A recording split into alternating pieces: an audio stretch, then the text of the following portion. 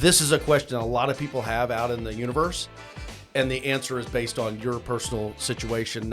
It's not a universal answer, right? But some of the key things.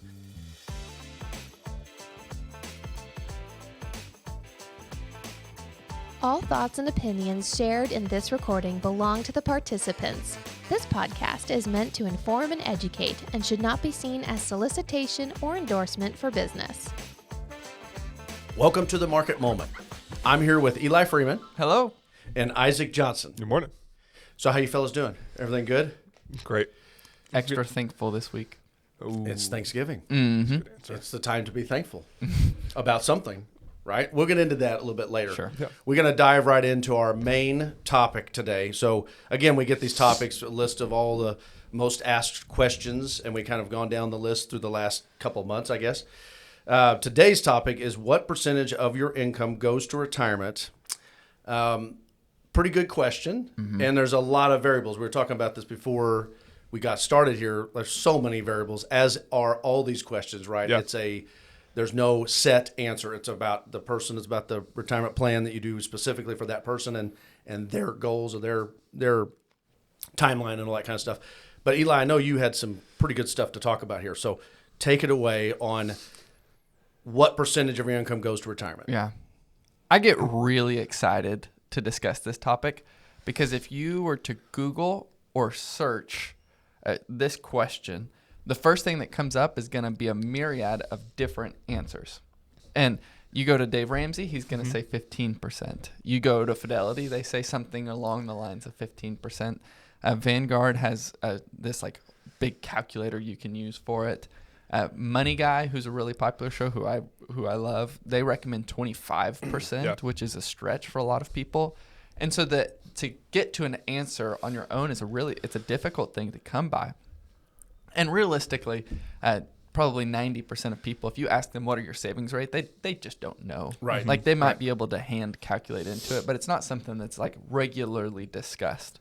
So coming up with kind of your own personal philosophy on how much should I save or what would be an adequate amount for saving, it's a really important topic, but it's a difficult one to pinpoint. And so the topic today that we're going to try to add a little bit of discussion points or add color to is what are the variables that should increase or decrease your savings rate?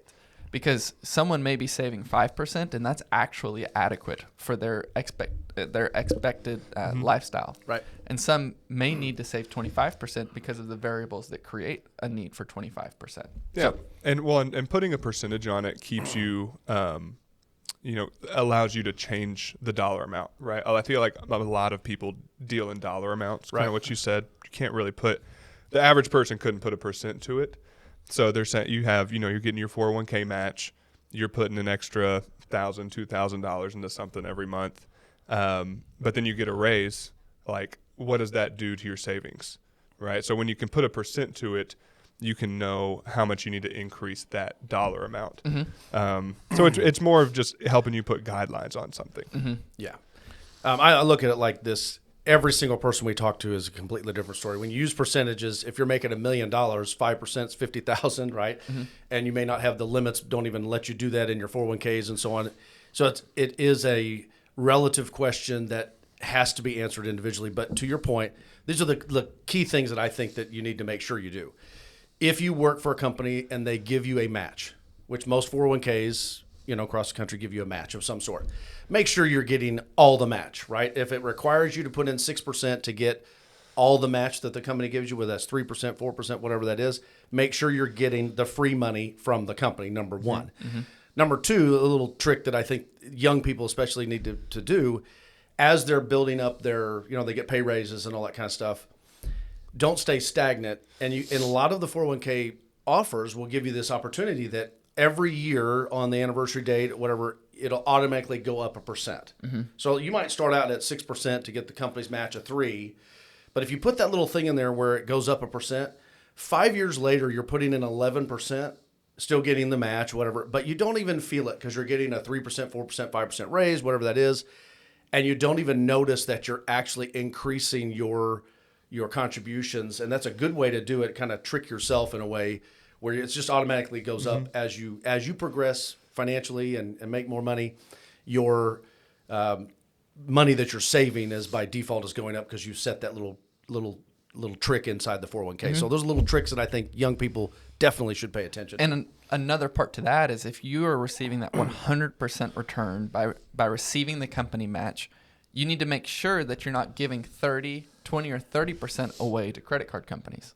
So if you are taking advantage of your company match, you should also make sure that a good portion of what's coming in is not going out to consumer debt that you hold on your balance sheet. Like if you hold car loans that are over 10%, if you hold credit card debt that's at 20%, that is compound interest working against you. It's the credit card company getting compound interest towards them, but it's costing you hundreds and hundreds, if not thousands of dollars. So before we even talk about you should invest 15%, we have to talk about how you should get out of those high, expensive debts so that when we invest the 15%, you're actually getting a 15% return. You're not getting a 15% return that's canceled out by how much you're paying in debt. Right. It's a great point, Eli. So when we have meetings with our clients, we do financial planning. That's what we do here, right? When we're sitting down with a client, we talk about expenses, we talk about their assets, we talk about how much they're making, how much they're saving. We ask all these questions. We get to know our client. But to your point about debt is the silent killer, right? If you don't have your debt in control, then it doesn't matter. You're losing money by, even that sounds kind of weird, but you're losing by saving. So you should look at all the different factors. And again, we talk every one of our topics on this podcast has so many different variables, little rabbit holes you can go into to get the exact answer. This is a question a lot of people have out in the universe, and the answer is based on your personal situation. It's not a universal answer, right? But some of the key things: check your debt, get the company free money. There's a little stuff like that that is obvious. Okay, is there anything else we should be thinking about? So let's talk through variables. Yeah. So first variable that I would say is probably maybe the largest variable in all of this and how much you should save is how old you are. Great. So Isaac, do you want to talk through? Yeah, absolutely. It's when you start saving depends on how much you need to save, right? So if you start saving when you're 20, the amount you have to save to retire at, let's say we're retiring at 65, probably another variable we'll talk about is when you want to retire. Yeah. But if you start at 20, you don't have to save as much as quickly. You have a very long time horizon coming up. But if you start at 40, well, now you need to be a little bit more aggressive with your savings. This is where the money guy 25% probably kicks in. Is where, hey, I'm behind the curve on how much I need to be saving to reach my goals. And that either comes before or after retirement. So if you aren't able to save enough before your age or the age you want to retire, that could translate into working past the age that you want to retire. So if you're not putting enough away prior to that date, you probably need to either ramp your savings up or be prepared to work a little bit longer. And I like the point that you make there is if you did not start when you were younger, then the percentage at which you might need to save as an older individual is much higher than if you started when you were younger. Yeah. Right. So Exactly. that's the continuum of what we're talking through. And then when I think of baseline is always company match. So that's probably somewhere in the ballpark of that 3 to 6% depending on your employer. So that's baseline. Right. That's where we start. Yep. Then we go up from there, up to really as much as much as maxing, possible. If you're 50 and wanting to retire in 10 years, 40%, what's possible? Yeah, get to the max of that. And then we're talking about, this is retirement savings, percentage of your income goes savings. There's other parts of that you could go beyond that and say, well, you have your qualified through your 401ks and all that stuff, and then you have your non-qualified assets. You had talked a little bit about your paying off debt, but also emergency funds. You want to make sure you have emergency funds. But there's other topics of variables like moving, like job change and so on. Go into more of those. So a big topic that would be difficult to cover in just totality on a short podcast like what we do is what are your personal goals and how would that then affect your savings rate? So just as an example and to give some way to think about it, if someone has a goal of moving to a lower tax state in retirement, that would actually decrease how much they need to save. Because when they get into that state, they don't need to have as much saved. Or if someone really loves their job and they know without a shadow of a doubt that they want to continue to work that job for a long time. Like they're not like financial independence, retire early. They're not that individual that wants to retire at 40. They would be more than happy to say, yeah, probably 70, 80 looks realistic. Well, they probably need to save close to nothing. Right. Right? Like if you the only thing about that though is then you introduce some risk of like if you're disabled. So make sure you get disability insurance. Like there's just parts to that. So what other goals or variables could you guys introduce that would shift that?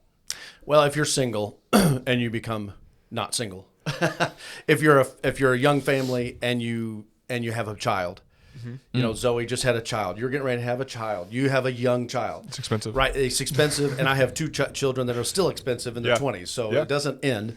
But that's a major life. I think just a major life event, whether that be divorce, it could be moving to a different state that has higher taxes because your job makes you go there or something, or it could be a job promotion or a demotion or just any type of life event will affect this deal. I'd say the family stuff when you're younger, if you're young, single, and you're working hard and you can put as much as if you can really hammer a lot away.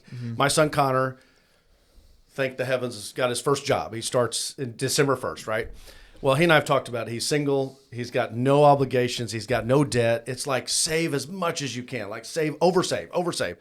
Because there'll be a time when he's going to get married. He's going to have kids. There's going to be a moment where he won't be able to save as much. So to the point of like, yes, some people push their savings till 40s, 50s because they couldn't save early. If you can save early and give yourself a head start, do that, right? And then there might be a lull period of 10, 15 years where you can't save as much when you're raising your kids. So all of those factors go into it. The bottom line on this, when you talk to us and we get to know your story, oftentimes the answers are there in front of us, but we have to know the story. We have to know your story to be able to give you the perfect answer. Another topic that could shift the scale, you were talking about kids. Individuals who have kids who will require extra care. So if you have some form of special needs, you have some form of disability that requires extra care, that's a pretty large case to say that you should probably have a higher savings rate because your money not only is going to provide for you, but it's going to provide for that child past you via trust or however you set up your estate. And we have examples of that all the time. Unfortunately, more examples of that than you'd think. But that's a great point. Yeah. So you can start to see the scale and how it starts to shift. But if someone were to sit down and make you answer, what would be the baseline that you would set as like someone's coming in, it doesn't matter the age, what baseline would you try and set? I've always said, and I have a great, this podcast is too short to give the story, but I had clients years ago and they had this is like in the 1950s, they had gotten pregnant at the age of 15, okay? A true story. They had to, the man left high school, dropped out of high school. The wife got her GED. That's the highest education they got. When this happened, it was, he took responsibility. He said to himself, well, I give 10% to church. Like I give 10% to God. I have to give 10% to my family.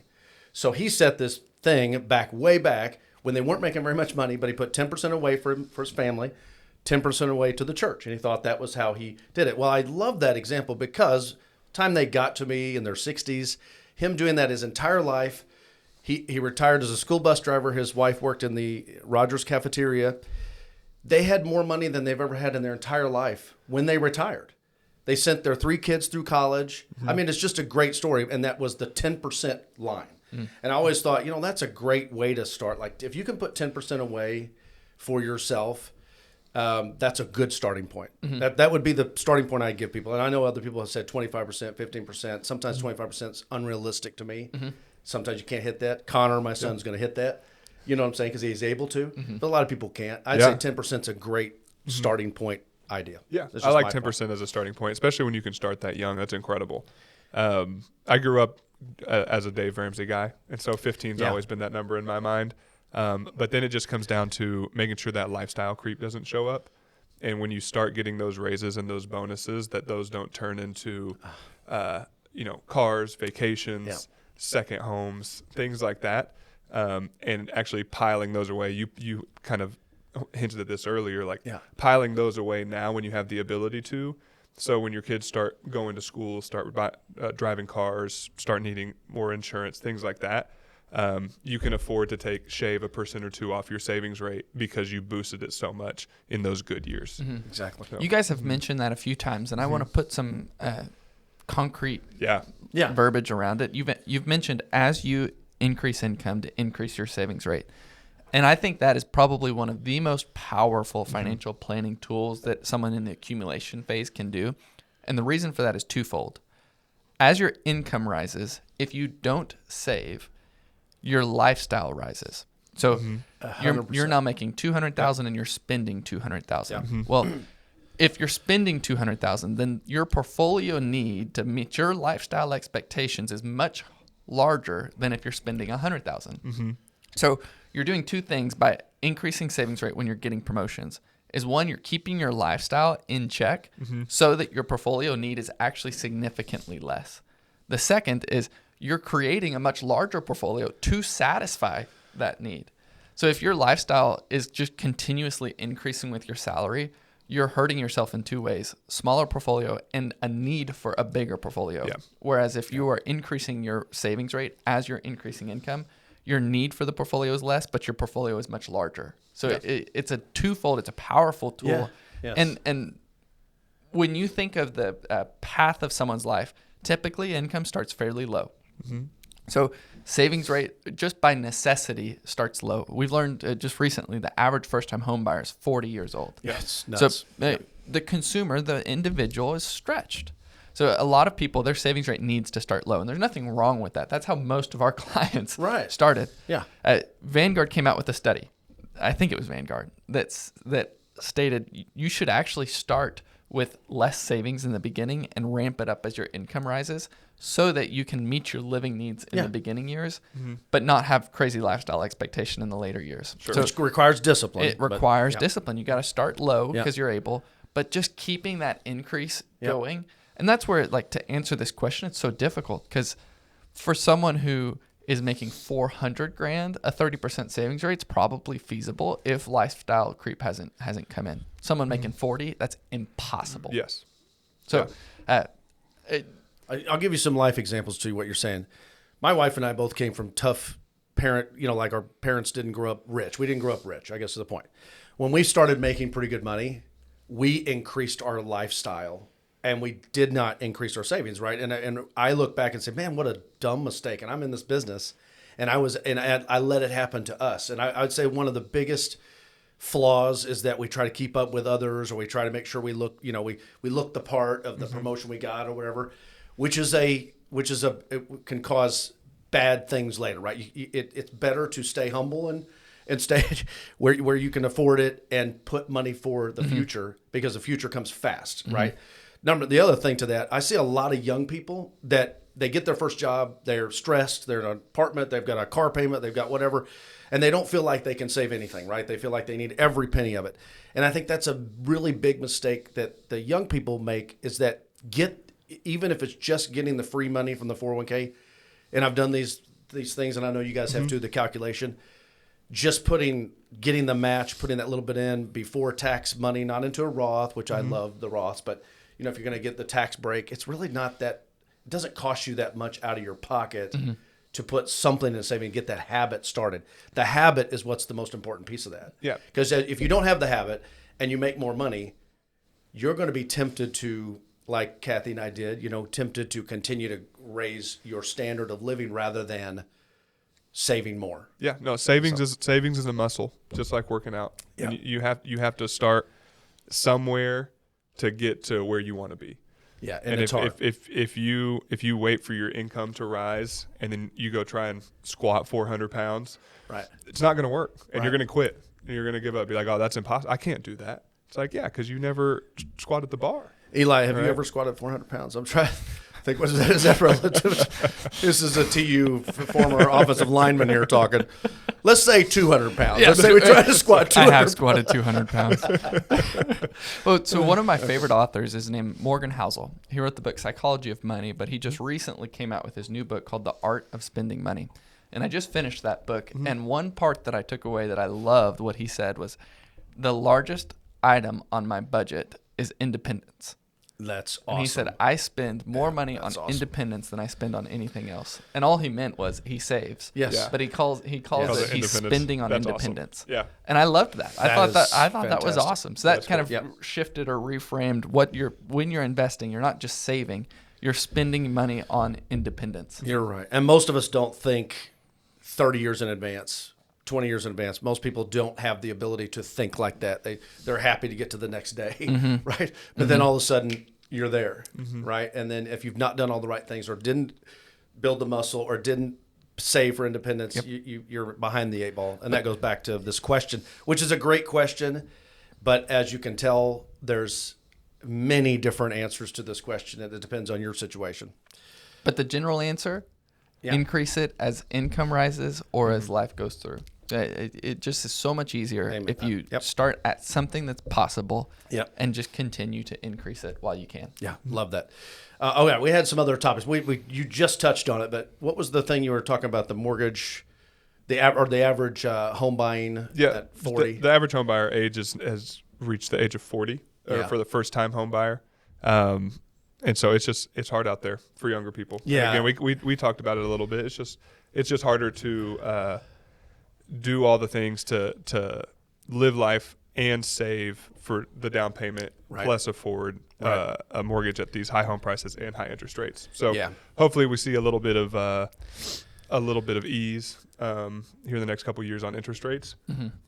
Which interest rates is part of it. The home buying, we've talked about this before. Homes aren't the current existing homes aren't selling at the pace they normally do because people are in those 3%, 4%. So they don't want to get rid of those. It's like 40 or 50% of people have a 3% mortgage. Right, and they're not, and they would be foolish, honestly, to get rid of those. Right, I mean, those are historical low. When we're seeing some creativity being proposed from Washington in a couple of ways. One is, and props to Secretary Besson for working through just ideas to try and work on this. But one of them is the 50-year mortgage, which is just like lifetime renting. But the other part is a portable mortgage that they've started to discuss. Interesting. And that's one that I actually find a little bit more interesting. Yeah. I have no idea how the mechanics of that would work. Yeah.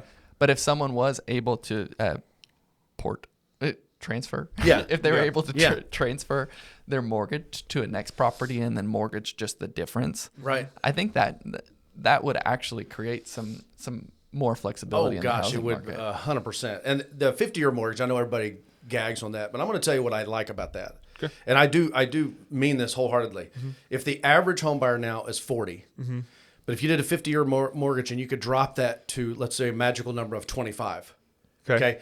Now, for 15 years, that person pays into a 50-year mortgage, and by the time they get to 40, they owe 35 years on that mortgage. Now, this is all in hypothetical land theory because the average home buyer stays in their home for 7 or 8 years, I think, the average time in home. But let's just say that happens.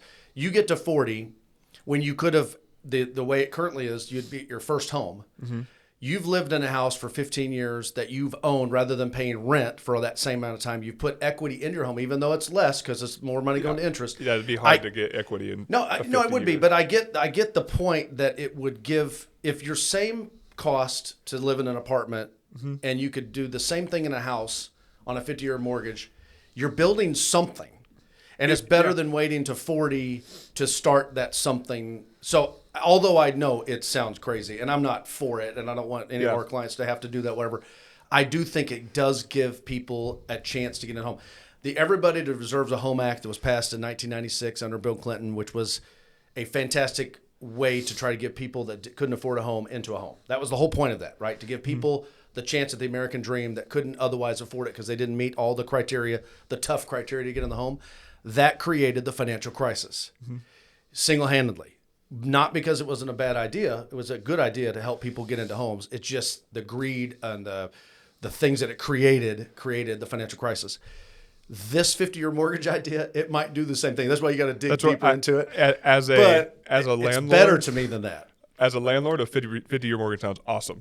Right. Because then you actually have potential for cash flow. Yeah. Which then sucks up inventory for other first-time home buyers. It does. So it's a double-edged sword. It could create some massive. Sure. Now maybe they only have it for first-time or first-time home buyers, that kind of thing. Sure. Those are just things floating out to try to help people in this tougher environment. I don't have a problem with it, but again, these are just ideas. Until they become something, they're just ideas. Yeah, and I don't have a huge problem for it. For someone who is using it for the leverage of I know my income will continue to rise, so I can get into a house now knowing that I'll pay extra in those later years as income rises. Like there's some flexibility and there's some good parts that come from it. Yeah. I have a hard time. On the surface, it sounds terrible. 50 years. Yeah. We don't like to see people coming in here with 10-year car notes. And that's kind of what this is and doing. we're getting there. 7 we years. are getting there. 7 years. No, we're getting there. Okay, so we're kind of done today, right? Yeah. The Thanksgiving is 2 days from now. Our podcast, I don't know when we show this on the screen, but 2 days from when we're recording this. All right, do you guys have things you're thankful for this year? Just anything? Oh, yeah. I mean, I'm thankful for my family, and we've had the first year and a half of fatherhood was really tough, and it feels like we're finally getting to like some smooth sailing. There's some consistency in our schedule now, and so just we're real blessed to have my family. So, No, I love that answer. Eli? I'm on the flip side of that. I'm about to have a son. So I love that. I'm thankful for that. I know, it's so awesome. I'm thankful cool. that both my sons are almost out of my house. all the stages. We're on the different stages. Like you're looking forward to it. I'm in it right now. We'll see. No, I'm so happy for my family and thankful for where I get to work. Working with you guys has been fantastic and wonderful, and life is great, and so I'm very thankful for that. All right, last thing on Thanksgiving, what is your favorite side dish in Thanksgiving? Does pie count as a side dish? Oh, sure, Absolutely. Yeah, you have to count that. Yeah, specifically my wife's chocolate pie. Okay, It's I love wonderful. that. I'd say cherry pie for me, because if we're going to use pies, I'm going to go with cherry pie. Okay, I could eat just the cherry pie, the whole cherry pie, instead of having anything else, and I'd be fine. Yeah. My favorite side is whatever's in the fridge after the nap that I take from the first meal. So your second plate. My of the second day. plate is That's a man who squats 400 pounds. Exactly. He needs more protein. He needs more. Nobody try and test me on that in public. I love that. All right. Well, happy Thanksgiving to all. And make sure to subscribe and join our growing online community. And make sure to watch Eli's most recent data brief, all of them. But tell us about the most recent. Yeah, the most recent one was how to increase your returns by paying less in tax. Yeah, it's fantastic. 5-7 minutes of brilliance from Eli Freeman. So anyway, everybody have a great Thanksgiving. Thanks for joining us. See y'all next week. Thanks. The hosts of the Market Moment podcast are employees of Mach 1 Financial Group, LLC. Mach 1 is a registered investment advisor located in Rogers, Arkansas. A copy of Mach 1's current written disclosure brochure is available through the SEC website and available at disclosures.mach1fg.com.